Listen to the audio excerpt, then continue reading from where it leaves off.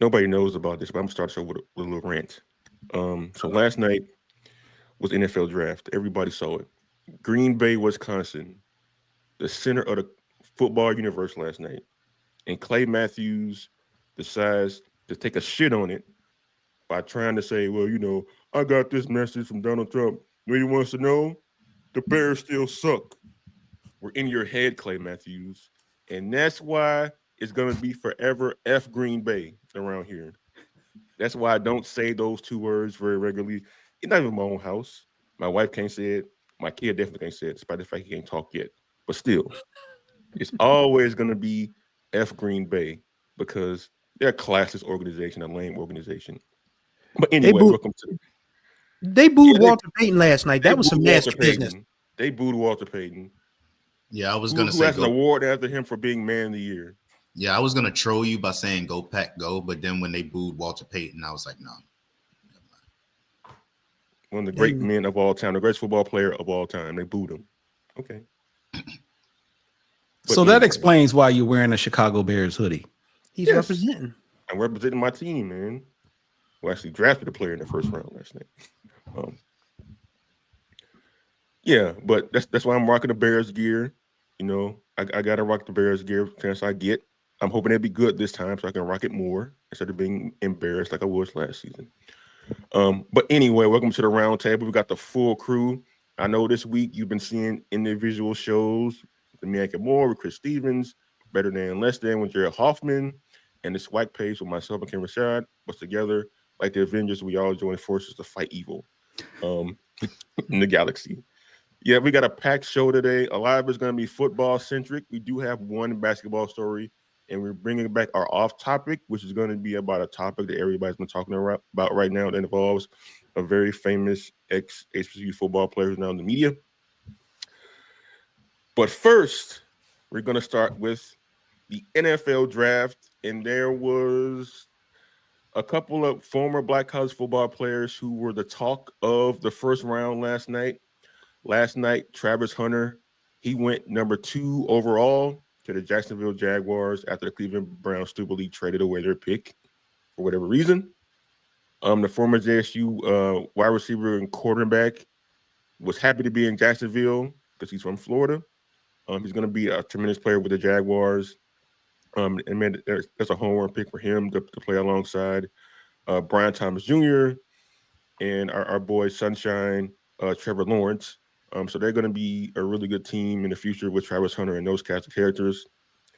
But the other big story, and one that's been dominating sports talk all day and even into late last night, was Shedeur Sanders, the former JSU quarterback who started also at Colorado. He went undrafted in the first round.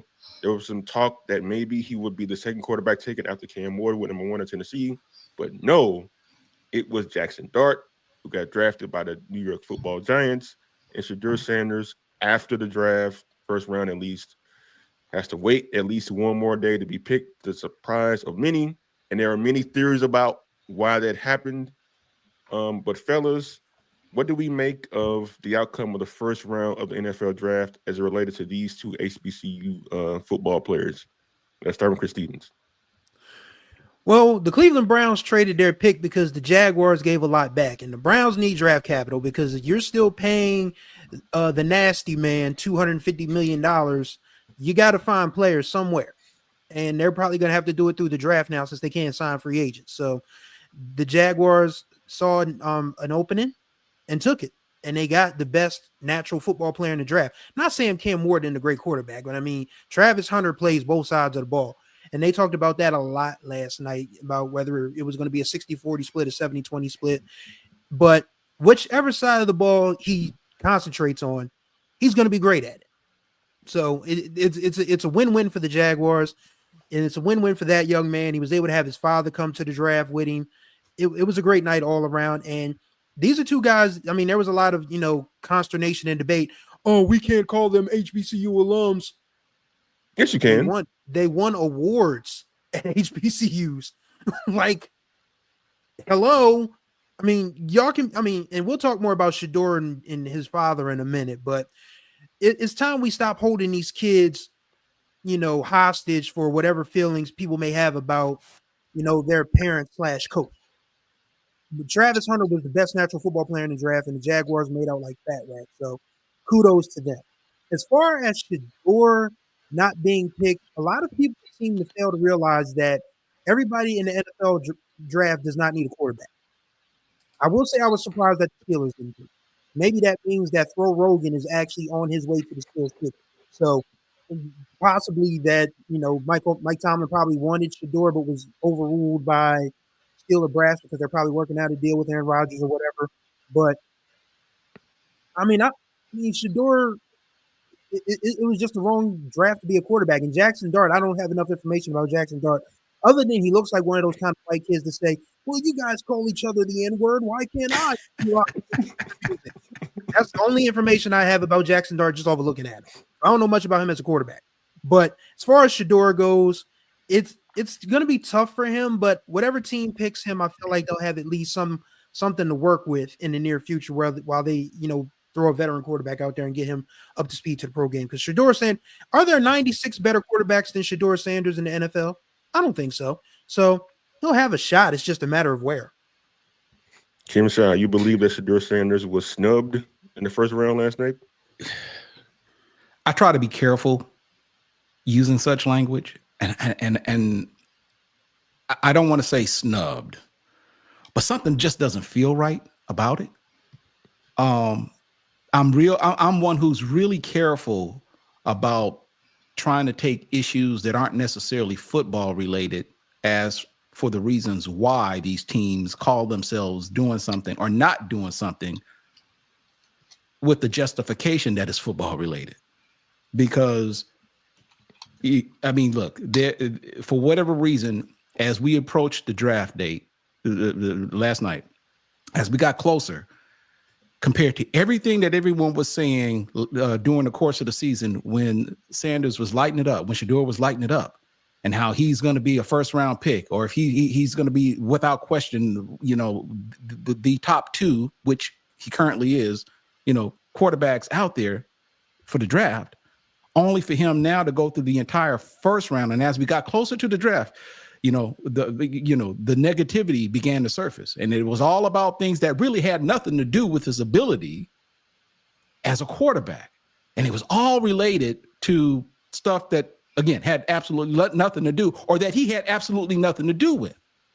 And there's just a part of me that really thinks that, is this about his dad, or what viewpoint people may have because of how he is, or the type of guy he is?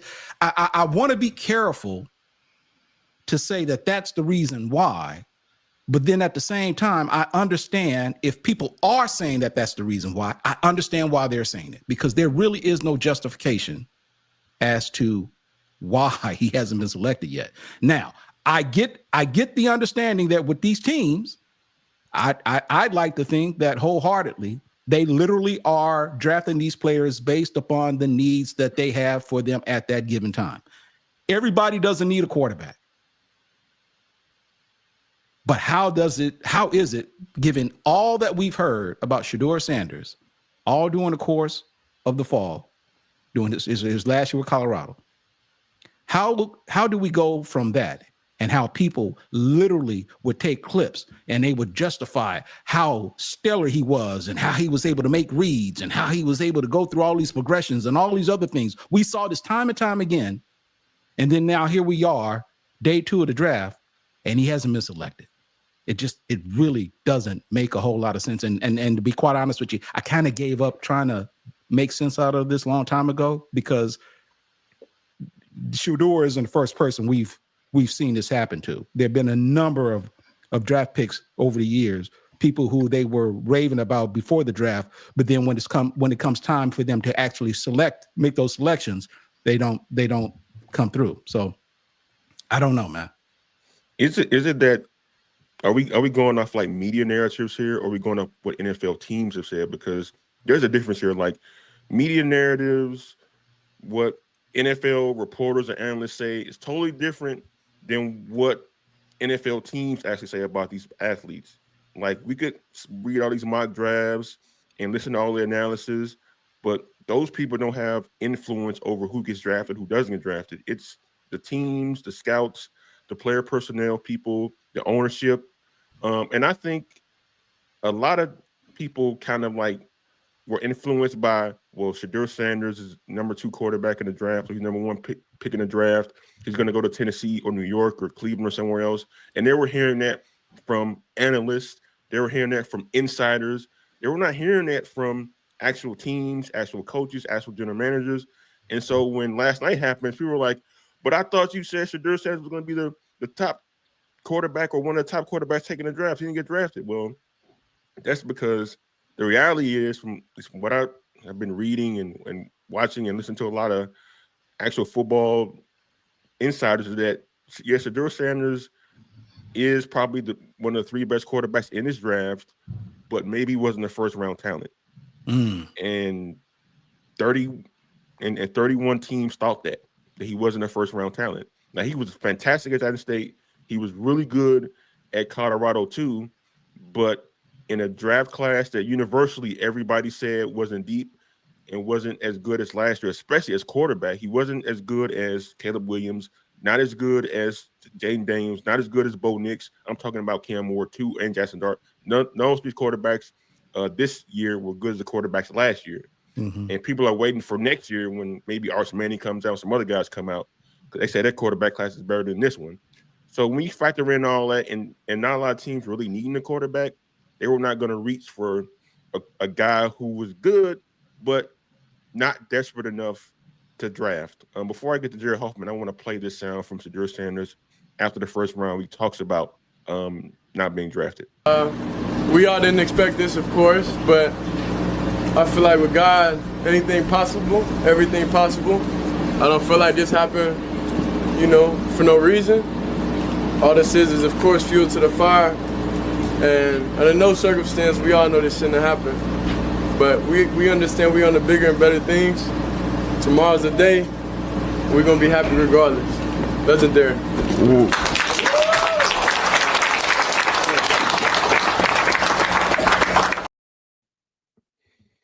Yeah, that was Shedeur Sanders at his draft night party last night. Jared Hoffman, do you think that Deion Sanders and maybe some animosity toward him had any impact at all, or Shedeur Sanders sliding completely out of the first round last night? Maybe. It's possible. I just want people to be logical when they speak about things and not think with their emotions. Because thinking that this is involved, that this is racism, which I saw people saying that this was racism. People were saying that. People were really saying. There was people genuinely saying that this was racism. And it might be people that don't matter. It probably is. But I need people to be logical. 32 teams are not going to pass up on the same quarterback because in the first round because of an attitude problem or because because of his father.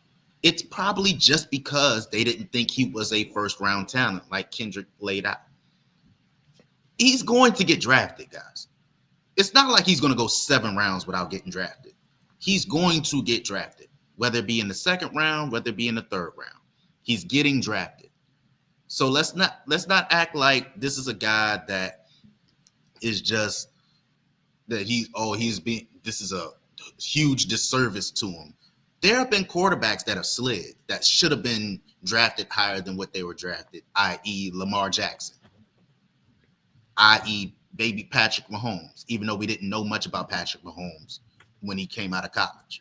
There have been quarterbacks who were been taken beyond the first round that proved NFL executives wrong, i.e. Tom Brady, i.e. Drew Brees, i.e. Russell Wilson. All guys who are Hall of Fame players. So this is a minor. If it even is a setback, it's a minor one.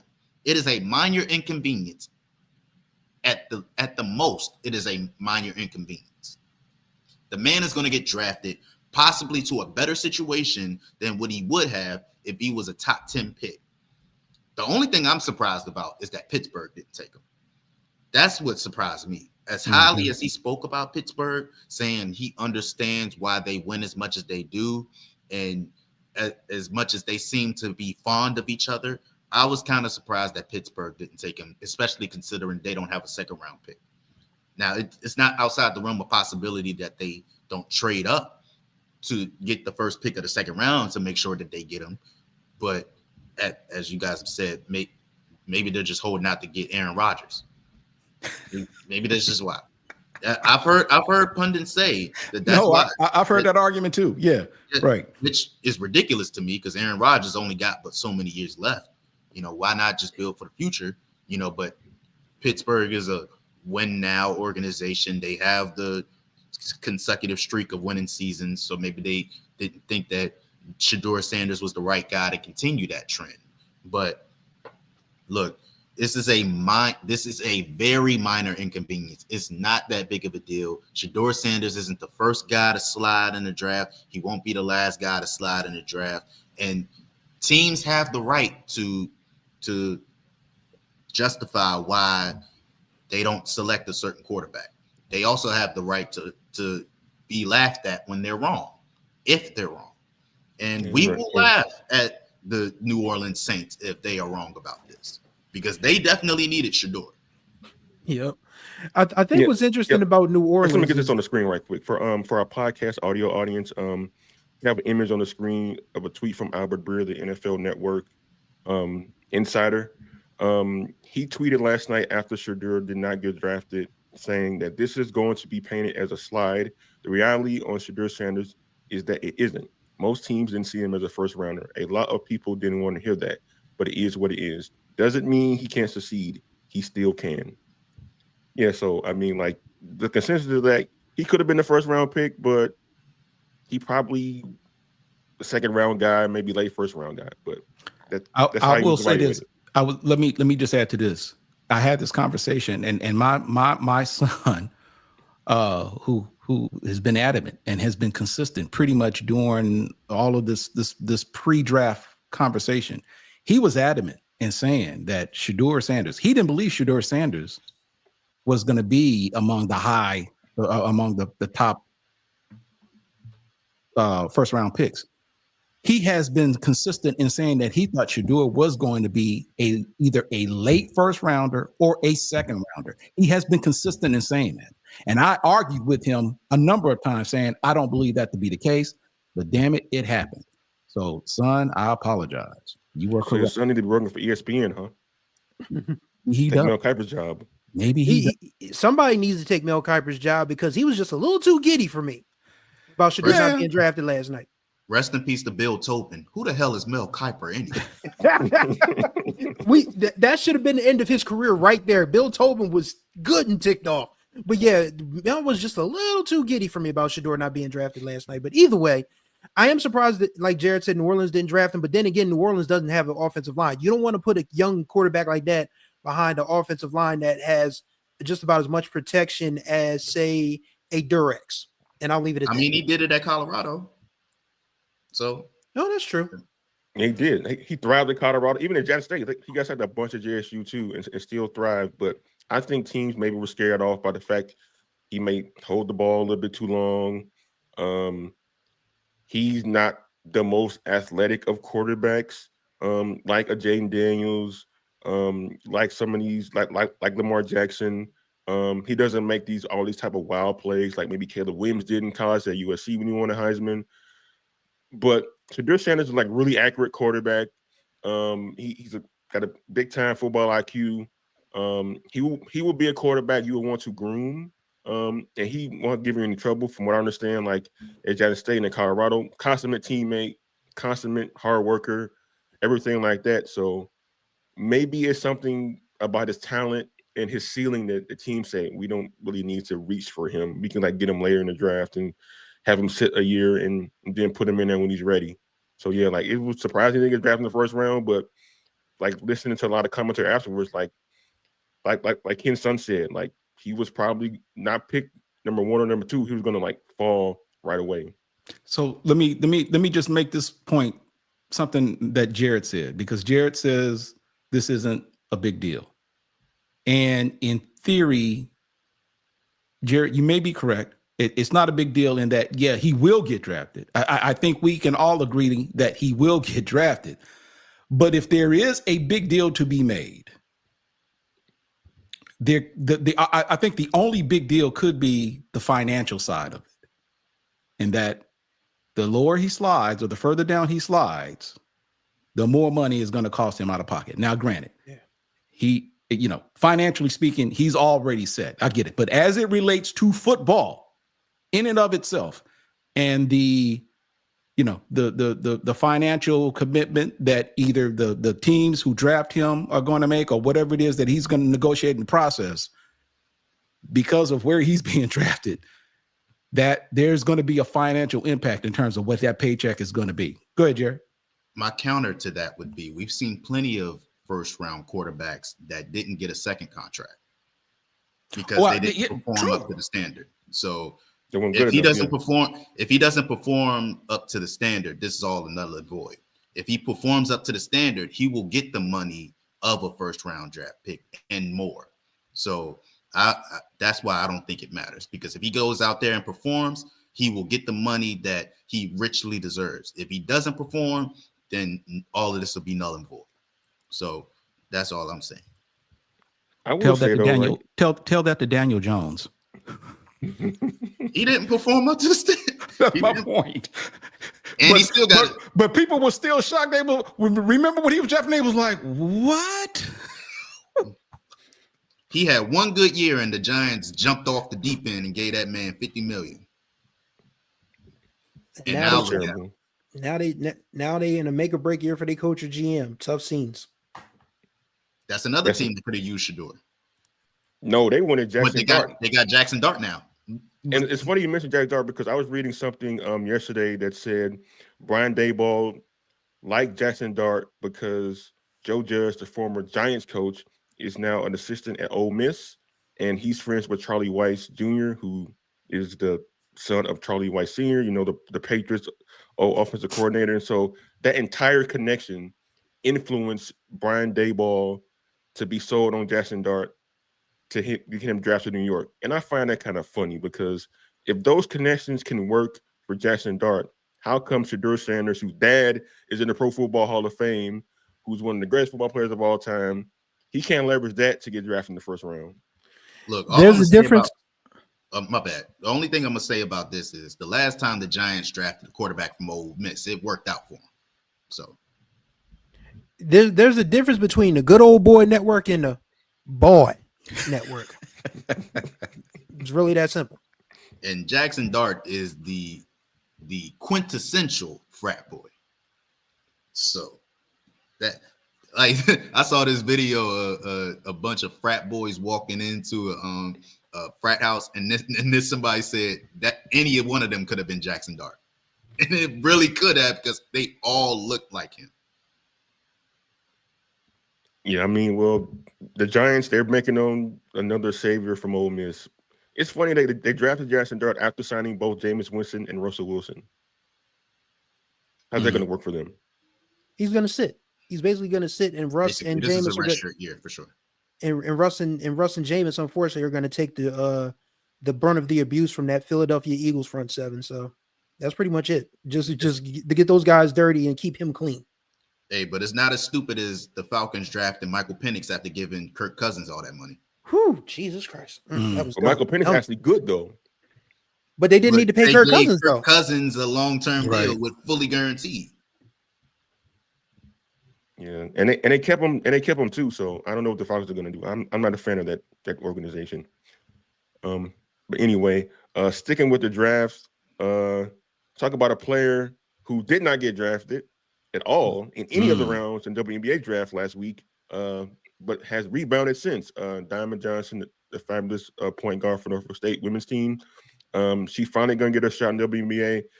She signed a training camp invite for the Minnesota Lynx. They appeared in the WNBA final last year. They lost to New York. She's going to be one of the guards on what is a really good team. I'm not too familiar with the Minnesota roster like Chris and Jared are. They are WNBA experts. So, guys, what shot does Diamond Johnson have to make the team? Because we see over the years, players get drafted WNBA or they sign a contract and they don't make the team by the training camp. What chance does Diamond Johnson have to actually make the roster for Minnesota, starting with Chris? This is going to be tough, but it's doable because the starting guards for the Minnesota Lynx are going to be Kayla McBride and Courtney Williams. And those are the two that almost carried them to the WNBA championship last year. After that, it gets a little, fairer for Diamond to make because Natisha Heidemann, for all of her, contributions last year, she's getting up there, and she's probably one of those players that, the Lynx can afford to part with. Another player that's it might end up being Diamond versus Diamond in this training camp because you got Diamond Johnson and you have Diamond Miller from Maryland, who has not lived up to her expectations as a first round draft pick. So that's a spot that Diamond could probably not snake, but just, flat out take from her. They also signed Carly. I can't remember. It's Carly or Katie Lou, one of the Samuelson twins. They signed them from Washington this offseason. So that's another guard that Diamond has to compete with. But other than that, it looks like it's going to be Diamond trying to take a spot from Heidemann or Diamond Miller or even Alyssa Peely, because Peely didn't play that much last year. People have been calling for Peely to play more, but I don't know where she fits in on that Lynx squad. But Diamond has more than a fair shot to make a team. It's just up to her what she does win. We already know she's going to go there and give 110%. So, I mean, it's still going to be tough, but she has a fair chance to make the team, in my opinion. Yeah, Jared Hoffman, your thoughts on Diamond Johnson not only signed the contract with Minnesota, but her chances of actually sticking around? I don't know if the WNBA could let that happen because Courtney Williams and Diamond Johnson on the same court should be illegal. The amount of dog between them two on the court is ridiculous. But all seriousness, I think her playing style fits amazingly with Minnesota. She is a scrappy defender. She is a relentless competitor. She scores when she needs to. She just makes winning plays, and that is exactly the type of team that Minnesota is. They are scrappy, making winning plays when they matter type of team. Her with Nafisa Collier, the defensive mindset that those two have is kind of similar. I could see them playing very well together. The only problem is that you can't really play her and Courtney at the same time because they're both undersized. Diamond being about, I think, 5. She's listed at 5'5", and Courtney, I believe, is listed at 5'8".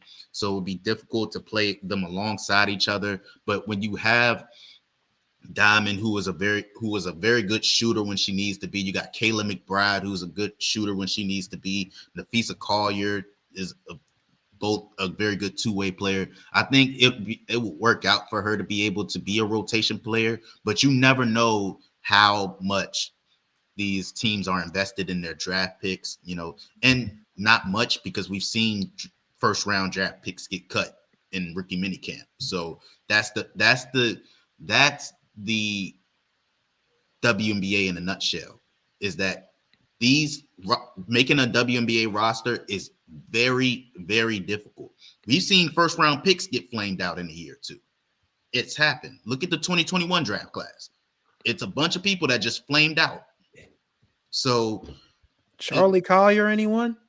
Right. So it's all about how she competes in this mini camp, and if the Minnesota Lynx can fit her within the game plan. But I like her chances. She is very talented. Should have been drafted. It is what it is. She's gonna have to make them pay. I will simply say this. All you have to do is just look at the reaction of a lot of WNBA insiders who, once the draft was complete, there were a lot of people who were literally saying how surprised they were about Diamond Johnson not being selected. And I believe there was even someone who actually went on the record and said that it was probably due, or they believed it was due to the fact that she played for an HBCU. Yeah, it was Chastity Melvin, the former Cleveland Rockers All-Star. Right. So the fact that someone else would make that that that's within HBCU circles would make that observation. As far as I'm concerned, was telling. Now you can possibly hold it. Isn't she like what 5'3"? 5'5" or so. 5'5". Okay, so they may hold her height against her, but we've seen what she's capable of doing against top level talent. We've seen it. So there really shouldn't really be a need to question whether or not she's capable or qualified. We know she is. We've seen it, but I believe, granted that the opportunity is presented, I think she's going to make the most of it. But you can't ignore what others are saying about why or the reasons why she wasn't selected, and I think that's telling. I just want to give some perspective on that argument that it was because she was from an HBCU. Guards from HBCUs don't have the greatest track record of being drafted. Look at Shaquille Hill. Right. Look at Jeanette Hicks. Like in the history of the WNBA draft, only 2 have been from guards from HBCUs. There's only been 2 guards. All of the other ones that either been forwards or centers. The last 2 obviously centers from Jackson State, Amisha Williams-Holiday and Angel Jackson. So being a guard at an HBCU, you have to be above and beyond. And I thought Diamond was above and beyond, but unfortunately, it looks like maybe her size was an outlier. Yeah, is that the right word? Yeah. Maybe that was a reason, but you cannot watch her play and say that she is not one of the 38 best players in that draft class. You can't say that. You can't tell me that a bunch of UConn role players were better than her. Maybe I'm wrong. Maybe Diamond can get on the court with them and she'll get dusted, but maybe she'll dust them. You never know. That's the risk that these WNBA teams take when they make these draft decisions. Real quick, let me ask. This is open to anybody. If she stays at North Carolina State and finish, does she get drafted? Yes. So the argument of her playing at an HBCU is valid. Yeah, absolutely. Okay. I just wanted. I had to make that. I had to ask that question. But I just wanted to make sure it wasn't just me.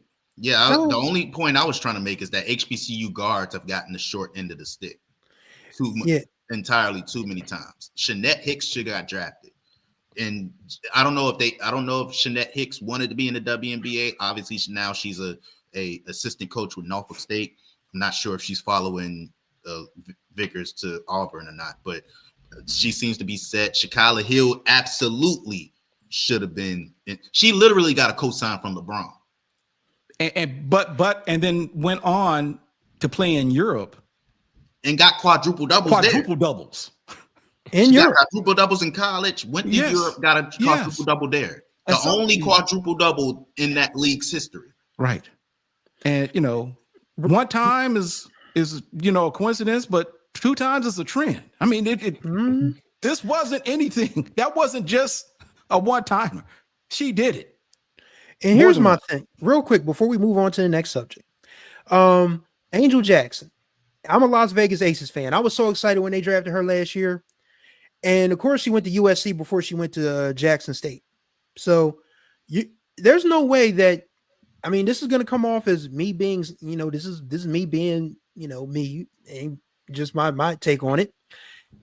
You're not gonna convince me with the same eyes that we all have that Kia Stokes was better than Angel Jackson by any stretch of imagination. Kia Stokes has gotten by in the WNBA for a decade just by being somebody who gets up and runs down the court and does cardio, because that's why the Aces didn't win last year, because Asia Wilson could not take a break, because Kia Stokes' shooting range was 3 feet and she shot 35% from there.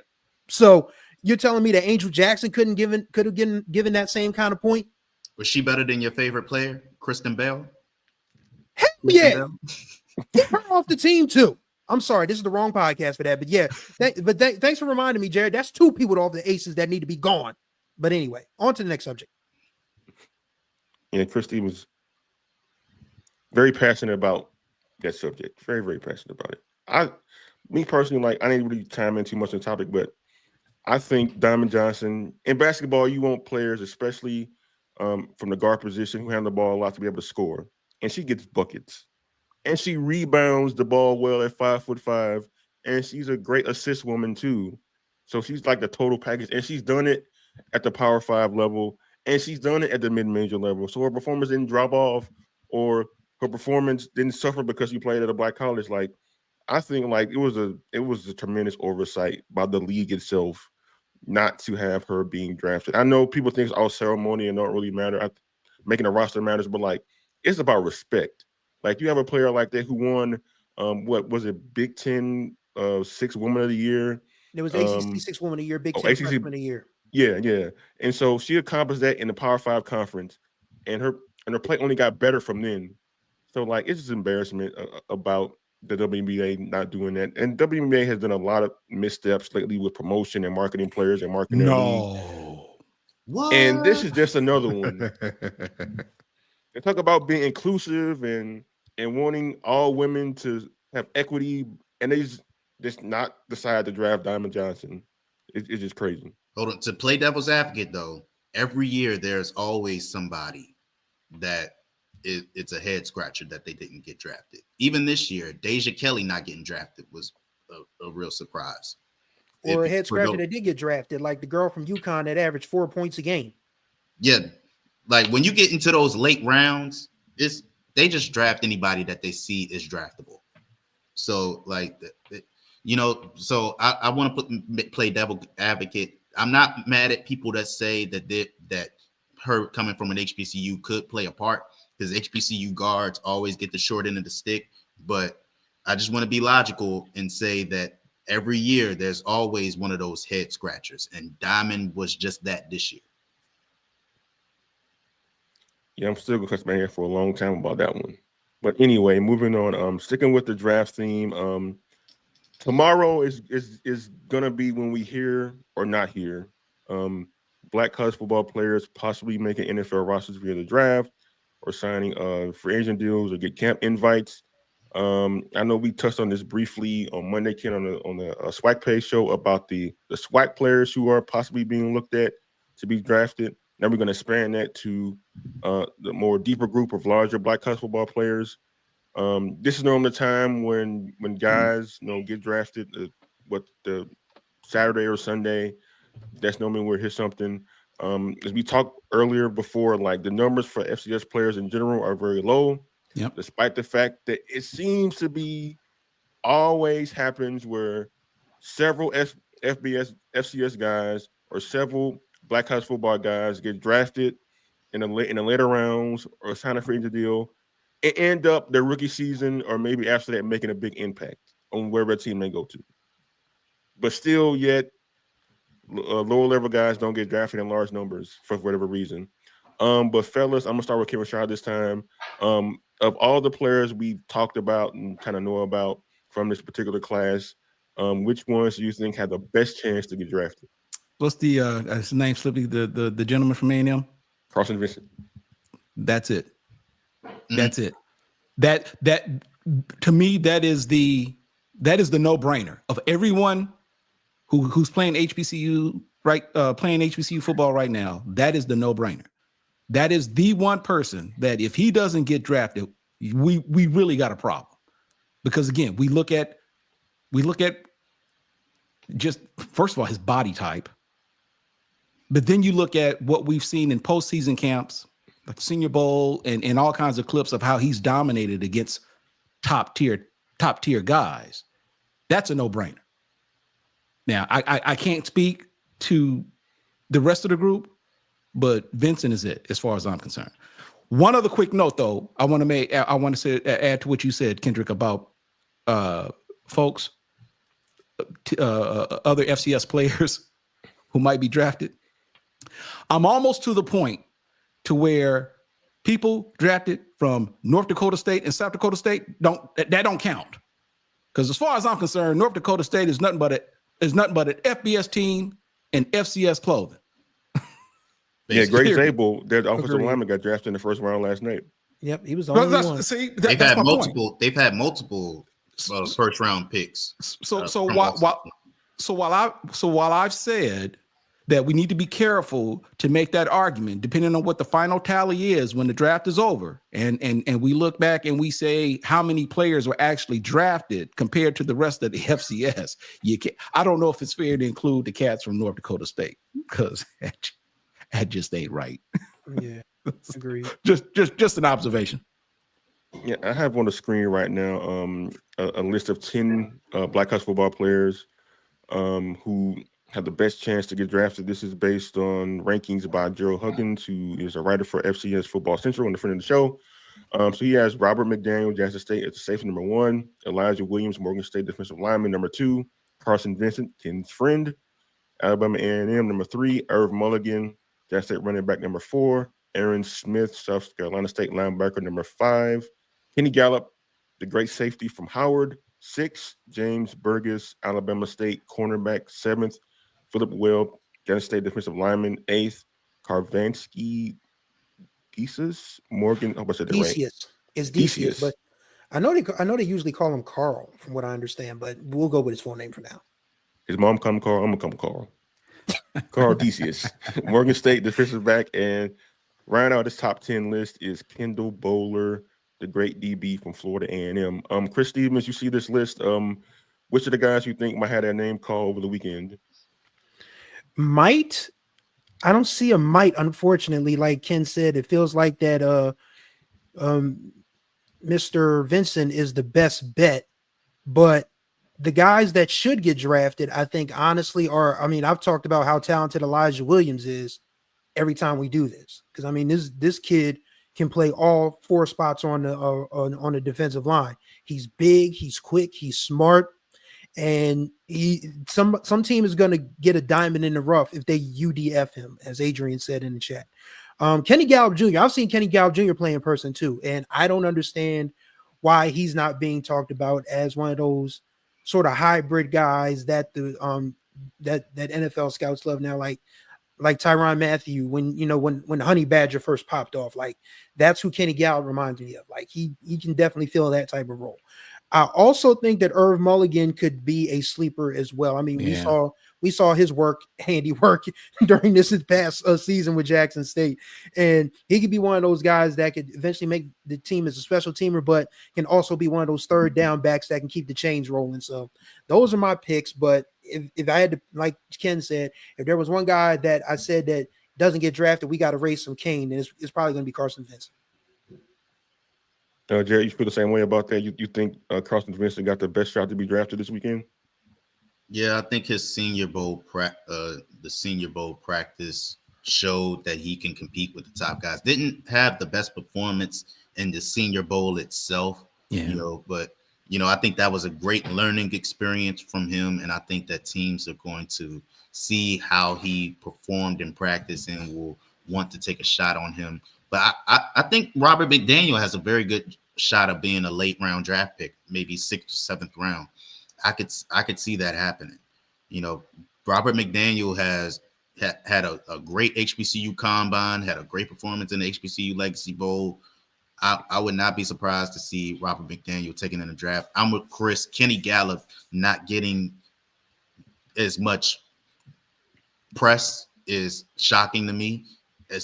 Like, I watched in person Kenny Gallup tear up North Carolina Central. I watched in person how he was a big part of how they almost won the Celebration Bowl against Florida A&M. Kenny Gallup is a do-it-all defensive back. He is a guy that can play in multiple ends of the field and can make winning plays when they matter most. Like, he is a guy that I think deserves more press, and I think I don't think he'll get drafted, but I think he's gonna make waves as an undrafted free agent. And also to be consistent, I know we talk about Shedeur and Travis, who obviously transferred to Colorado but are from the HBCUs. I think we need to talk more about Bayshul Tootin, who came from North Carolina A&T and continued to produce at a high level at Virginia Tech. He's going to be a 3rd round draft pick, 2nd or 3rd round draft pick, and he is going to make an NFL roster and be a difference maker. on an NFL team. So I just want to be consistent because we root for all of our HBCU guys, no matter where they go, where they come from. We got to root for them the same way. Got to root for him the same way, and I know that Bashal Tootin is going to be a second or third round draft pick, and he's going to make an NFL team very happy. So, but if of this group, the one that is most likely to be drafted, Carson Vincent, but I would not be surprised to see Robert McDaniel be taken off the board. Yes, some mocks I've seen out there have Vincent in it. Dane Bugler, who produces the Beast for the Athletic, he had Vincent going as high as the 5th round. In his mock draft, I've seen some information out there about Elijah Williams getting drafted 6th or 7th round, and Robert McDaniel, as you mentioned before, Jared, set up a lot of draft boards. He could be taken 7th round. I know we had a workout with the Washington Commanders a few weeks ago, and also the Saints. That both teams really like him. He's impressive with his measurables, so that might get him in the door. But for everybody else, I think we'll look at a situation where Irv Mulligan, because the running back class is pretty deep, and there's going to be a lot of running backs drafted tonight in the 2nd round for sure. He may have to get a training camp invite or sign a free agent contract after the draft is over, but he's definitely going to get a shot in some camp somewhere. But the run on defensive backs, look for Kendall Bowler, and as you said, Jared, look for Kenny Gallup Jr. To be possible defensive players who may get drafted on 6th or 7th round, because they are very talented. That they have really good ball skills. They have really good cover skills. They may not be as physical as some of the FBS guys are, but they definitely have the foundation to be really good contributors on an NFL team. Yeah, and it's unfortunate for Irv Mulligan to be in this draft class that is so rich with running back talent. You got Ashton Genty, you got Amarian Hampton, you got Cam Scatterbo. It's just too much running back talent for him to have to compete with, and it's just and Bashal Tootin, who I just mentioned. It's just unfortunate that he's probably going to have to do it. He's going to have to go through the undrafted free agent market, but he'll get a shot, and hopefully he makes the most of it. So I just put and I'm gonna ask you guys a different question, but just for the sake of engagement, I put a poll question out on the chat, asking the members who are watching or in the chat if they believe an HBCU player is going to be drafted this year, and we'll post the results of that poll towards the end of the show. But I want to just quickly gauge you guys. I'm going to set the over-under at 1. Do you believe over and under, or over and under at 1, will there be as to the number of HBCU football players who will be drafted? I'm setting it at 1. Do over or under? Because I'm looking at the preliminary results of the poll, and then there are some who are literally thinking that there will be no HBCU players drafted. So I'm asking you guys, setting the over or under at 1. What do you think, Jared? Well, I don't know what will be over or under for exactly 1, but I think it'll be.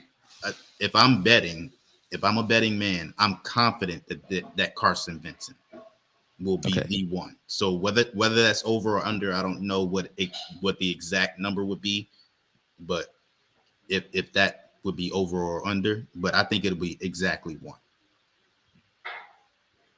I think it's going to be exactly 1 too. I think Vincent probably the top guy, followed by Robert McDaniel. Now after that, it's a crapshoot. I hate to be the cynical one in the group, but I've watched this draft process long enough from an HBCU perspective to know how these folks in these war rooms operate. And we know that Carson Vincent is an NFL body offensive lineman. He's got the talent, he's got the skill. So unfortunately, I just don't trust these personnel folks enough. So I'm going to take the under. I don't think anybody gets drafted, unfortunately. Okay. And I am going to answer my own the question that I sent out to you. And I say this because of what we've seen in the past, even what we're seeing right now with Shedeur Sanders, and there obviously are some of you who are not surprised by what we're saying right now, but there have been a plethora of HBCU players that we've seen over the years that we just knew were absolute no-brainers. Mark Evans II from UAPB a couple of years ago. There were absolute no-brainers that we absolutely knew were going to get drafted. And you know what? I'm going to have to set I set the number at 1, but I'm going to have to say 0. As much as I want Vincent to get get selected, as much as I believe that he has the best opportunity of anyone because of his size and what he's displayed up to this point, it wouldn't surprise me at all if we go this entire draft and nobody's drafted from an HBCU. Wouldn't so surprise me. I'm sitting at 0. It would not surprise me at all. And folks may be wondering, like, why we talk about this every year, because it's literally an initiative of the NFL. Troy Vincent. Thank you. Yeah, exactly. It's an initiative of the NFL. Because Troy Vincent, who's an NFL front office, former Philadelphia Eagles football player, he recognized after the 2020 draft, where there was no black players drafted, not black players, no HBCU players drafted, that something needed to be done. Because he got some phone calls from some pretty prominent former pro football players saying, well, how come so-and-so didn't get drafted? How come black college football players aren't getting drafted? So he took it upon himself to gather all NFL teams and make an edict saying, like, you have to look at these players closely. They changed the way they scouted. They changed the way they shared film. They had the HBCU Combine. They got the Legacy Bowl. So all of this we're talking about is the direct result of the league itself wanting to see more black college football players being drafted. Now, hasn't always worked out that way, but at least the NFL feigns to care about this. So that's why we talk about it. And don't forget, there's also, I think, the Hall of Fame Bowl. You know, that the early bowl game that they have in which they feature 2 HBCU teams. That's sponsored by the NFL, by the way. Yeah. You know, so that's the reason why, like Kendrick said, that's the reason why this conversation always comes up. What is that? Anyway, so yeah, great point. The NFL to some degree wants this. They want to see more players coming from HBCU. But, you know, especially when you put in consideration that all they did back in the day, and we posted a complete list of HBCU players who were drafted. Damn it, that's all that they would select back in the 70s, the 60s and 70s. It was nothing but HBCU football players. My God, that's when the NFL draft was like 10 rounds, though, Ken. Yeah, well, yeah, but like many of those players went on though to succeed. They had successful careers. It's not like they were just taking a chance on these players. They knew what they were getting. And not to mention, the year after they started that initiative, 4 HBCU players got drafted, 2 of which are still rotation players on their team, one of which is a starting defender, being Kobe Durant on the Rams. Mm-hmm. So Joshua Williams, 2-time Super Bowl champion. Yep, 2-time Super Bowl champion. Absolutely. James Houston, who's still in the league now with the Cleveland Browns after being traded from the Detroit Lions. And not to mention that we've had a very good success rate of HBCU players that got drafted. Do I need to mention Dominique Rodgers-Cromartie? Do I need to mention from the Indianapolis Colts, Robert Mathis? Yeah. Rashawn Mathis from the Jacksonville Jaguars. But watch them terrorize Delaware State up close and personal. We've had a very good success rate of HBCU players that got drafted. Who just retired? The offensive line, Teron Armstead. Yeah. We've had the players that we've had get drafted, even the guys that went undrafted. They've had some success at the NFL. So we're not just talking just to be talking with our emotions. We have the facts to back up that our HBCU players perform at a high level if they're drafted, whether they're undrafted. So, yeah, but hope for all the best for all these guys. Exciting time for them and their family. So we hope they get a shot somewhere, whether it be drafted or they get a shot at the training camp. And our last topic has been influenced by Chris Stevens. I'm gonna let him lead the discussion on this one. Go ahead. Trigger warning. As Jared said, so this story is about sexual assault, wielding influence and power. So, I mean, I had some things to say about this on the Miak and More. You guys can go watch that episode at your leisure. But this is a point in Shannon Sharpe's life where things are probably not going to get much better for him. If you guys missed that news, he announced yesterday that he will be leaving ESPN on his own volition, mind you. That's the story he's going with. After the $50 million lawsuit rape allegation, started to become a he said, she said type of deal, with both sides sharing text messages, one side sharing audio, and it doesn't look good. I mean, the only reason we're talking about this is because Shannon Sharpe, of course, went to Savannah State. He was an all SIAC wide receiver at Savannah State, turned to an all pro Hall of Fame tight end with the Denver Broncos and Baltimore Ravens, and has turned himself into a unk, if you will, the unk of black sports media. But to me, this just speaks to a person who is trying to live a second childhood. And you can't live a second childhood at this stage in the game. Bro, you're 56. As I said on Miak and More, you should not be dealing with women that are filming TikToks. You need to start dealing with women that can identify signs of a stroke. You need to start identifying women who you can take with you on the Tom Joyner Fantastic Voyage. You can't be this influential and wealthy and risking it for a girl that can't even rent a car. At least at the time. Yeah, the rental car age is still 25. So this girl, the rental car age is 25. Rental car age is 25. So this girl's like 22, 23. So you're throwing your whole life away for a girl that can't even rent a car yet.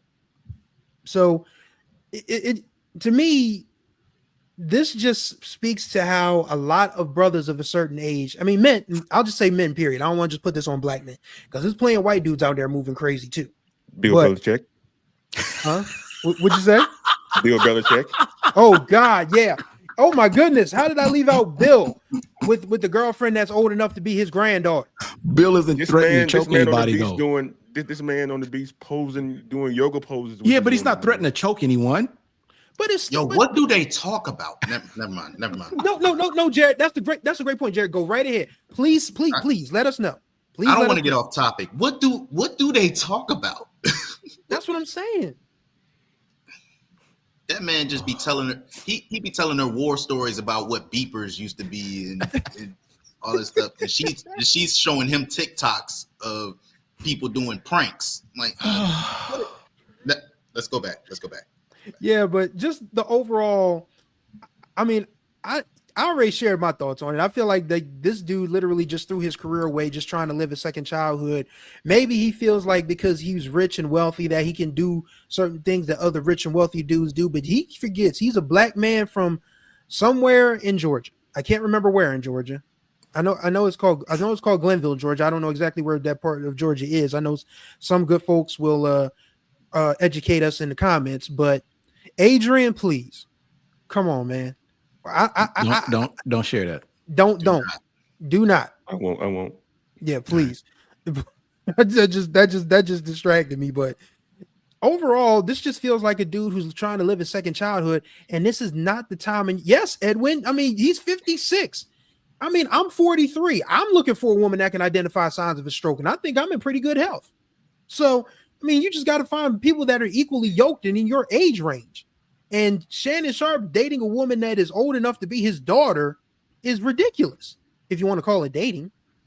But just you guys, I mean, I've shared my thoughts. I just feel like this is a dude trying to live a second childhood. It's not doing him any favors. He's probably cost himself millions upon millions upon millions and millions of dollars. So I'll open the floor to you guys. Like, what are your takes from this? Well, let me say this. It's amazing that this issue or the news of Shannon Sharpe is coming up because there is Shannon Sharpe whether anybody really wants to think about this, whether you agree or disagree, and even to a certain extent or equally, Stephen A. Smith are probably two of the most influential, dare I say, trailblazing figures who are also HBCU graduates, by the way, but more so Shannon Sharpe, because he played football. And the trajectory that he's taken is, to be honest with you, is just, I find absolutely astronomical. And even to a certain degree, Michael Strahan. And when you put in consideration what these individuals did as HBCU football players, and then did as NFL, professional NFL football players, Hall of Famers at that, and then to go on after retiring to do the things that they're doing now. Shannon Sharpe, from what I understood, was in the process of negotiating a $100 million podcast deal. And then this comes up. And the reason why I find it so fascinating, and I don't want to, I'm not going to get off track, but just so you know, because I mentioned this in a book that I'm currently writing, that Shannon Sharpe is that dude. When you put in consideration where he started, what his life was like back when he was at Savannah State, to where he is right now. I mean, dude, that is trailblazing status. And for brother man to be in this situation right now, man, and Chris, you were right on point, man. You are 56 years old. And I don't know if you guys saw that clip. There's a clip of Monique when he had Monique on his show. She told his ass, dude, you just need to get you somebody who's gonna rub your feet. And he laughed it off, like, let me live my life. And I don't think anyone really processed that. But damn, how prophetic was it that she told him, dude, you need to chill out. Don't forget, Ken, she also said, I'm glad I'm not out here 56 and trying, and looked him dead in the face. Man. Yep. I can play the clip right now. Huh? I can play the clip right now. That Shannon Sharpe Monique exchange. Y'all want to watch it? You got it? Please. Please show the way that he laughed it off. Just in case people missed it. I got to share my screen. Hold on. Okay. Here it is. Okay. Towards this dating thing, because it's Mo is different now than when you and I. It's different, baby. I'm grateful I'm not 56 and trying. But you try to say, what you say? Mo, I'm looking right at you. I ain't backing down. You better take your ass and get somebody to love you. Damn, Mo. Now I'm looking right at y'all. Let me tell y'all what Shannon. Let me tell you what my baby need. He need him an old fat gal who can bake good cake, make them smothered turkey wings, who gonna rub his feet at the nighttime, okay, and gonna have a sip of his cognac to make him feel better about himself when he come home at night. That's what Shannon needs. You don't need no 26-year-old girl. You don't need no 36-year-old girl. This is your auntie talking to you. Take your ass and get you an old bitch out there that can love you old. You're trying to hang out with these young bitches, and you can't do it, Shannon. You just can't do it. When they want you to go for the fourth round, you looking at her like, bitch, listen, you want some money to go to Starbucks? Yeah, because I can't go no further. But if you get your older girl, when you get to that fourth round, she's going to say, hold on. Let me go get you some eggs and cheese and some toast with apple butter, because that's going to get your energy back. What's crazy is she said you messing with the 26-year-old. She could have went lower. This fool went out and got him a damn 19-year-old. She could have went lower. And y'all talking about the fact that he's dating a girl that could have been his daughter. I'm stuck on the fact that he was dating a girl that's younger than his actual daughters. Oh man. Yes. Unbelievable. But that's none of my business. I'm not in the business of telling somebody what to do with their life. Me personally, I wouldn't date somebody as young as my daughter. I don't have kids, so I don't know about that life. What I will say is that you have to be careful in every situation with who you're dealing with. Not just who you're dealing with, but what you do with said person. These fetishes that you have, be careful because it could come back to bite you. Now, I don't know if this is a fetish of Shannon's or I'm not here to discuss that. That's weird. I don't want to talk about that. But be careful. Be very careful. Consent is very important. And if Shannon did not establish consent with this person, then he could be in a deal of trouble. Because consent does not go for the one time that you have relations with this person. It goes for every single time you do. Don't think that because they were cool with it that time that they're going to be cool with it another time. Continue to reestablish consent because that's gotten people in trouble in the past. It got Derrick Rose in trouble a couple of years ago, like 10 years ago or so. It's gotten a lot of other people in trouble. So I don't know what the facts of this case is. I don't have enough knowledge to speak on the knowledge of the case, but I just want to warn our men out here and the women, because women have gotten trouble for that too. Less so because men don't speak out as much, but establish consent every single time you are with a partner. Every single time. I know Jared doesn't want to talk about the nuts and bolts pause of the situation, but there is something that we can discuss in general terms, is that a lot of people in general, I mean, women are a little more keyed in on this, but a lot of men, when they start to get a little money, when they start to lose a little weight or start getting a little, status, they start to feel themselves and they lose all sense of what it means to be sexually disciplined. Again, this is a second childhood type thing. Like maybe Shannon Sharpe didn't have the, because everybody thinks that HBCUs are just like, oh, wow, everybody, is just each other all day and all night. That's not the case in some schools. I mean, people are there to get an education. I mean, yeah, people party, but people also get an education too. But maybe Shannon feels like, okay, this is some time to catch up on what I may have missed out on as a younger man. And I'm here to tell you, it's not going to happen. You can't turn back the hands of time and regain your 20s if you're in your 30s and your 40s or in your 50s. You have to adjust your expectations, kind of like, how we do things, like when people start talking about how the price of gas was back in the day or the price of eggs, how you have to adjust for inflation. Well, in the dating world, you have to adjust your expectations for inflation or in some cases, deflation. The older you get, the less likely it is that you are going to be having that wild lifestyle that you imagined you would have in your 20s and your 30s. Like Shannon Sharpe, I mean, they all got all kinds of pills for men to, sort of stave off the reaper in that respect. But he promotes them on the show too. Huh? He promotes them on the show too. He promoted them after that live or whatever. I mean, I told people months ago when the live first dropped, he was going to get himself into some deeper trouble. I swear to God, it's on my YouTube channel at Chris Stevens Writing. Go look up that episode. I said on that episode that Shannon Sharpe was going to get himself into a deeper bag of crap after this live. And here we are.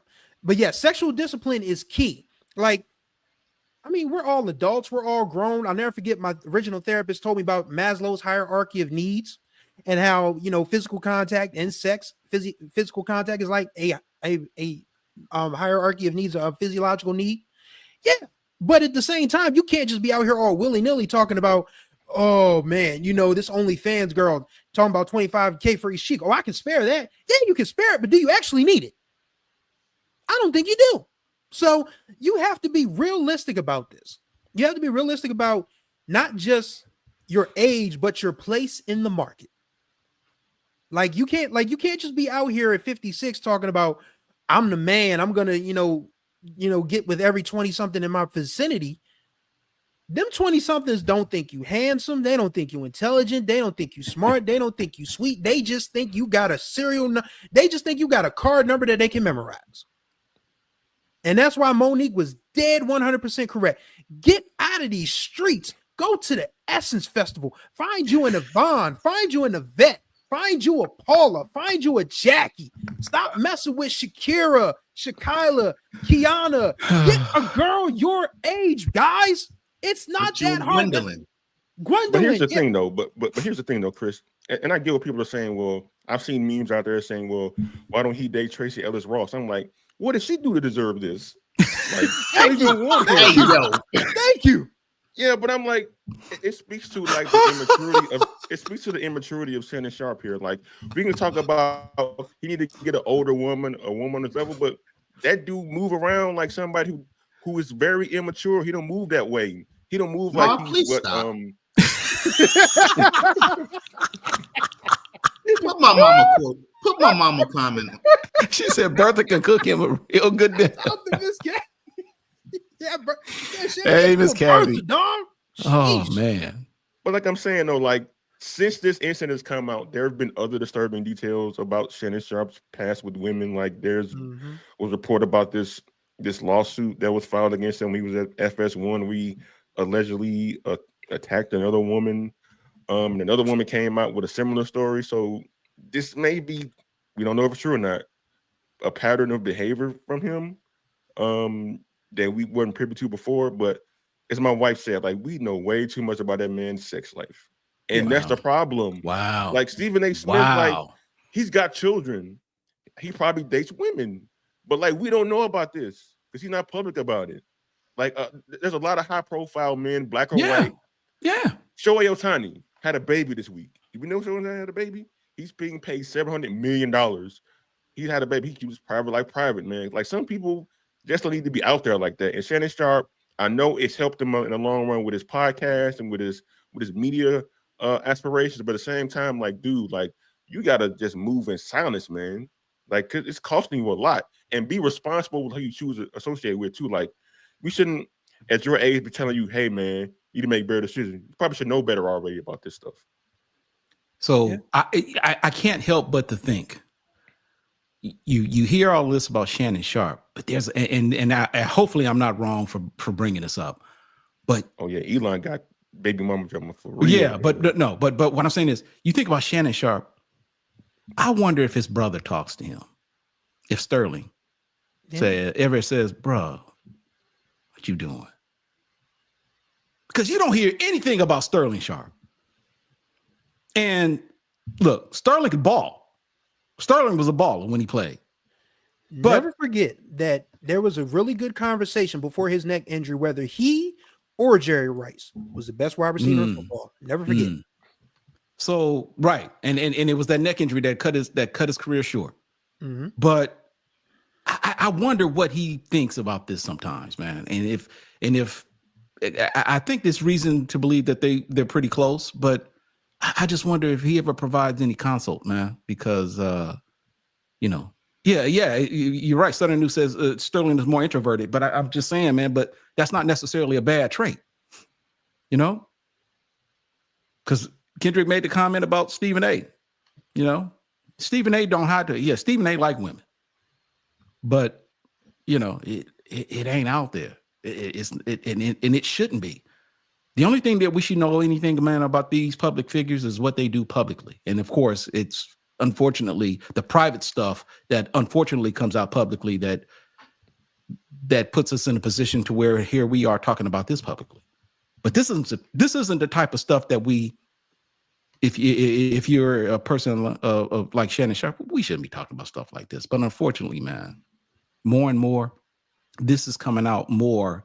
And I think there have been a couple of situations or incidents where, he's about to go blow, throw fisticuffs.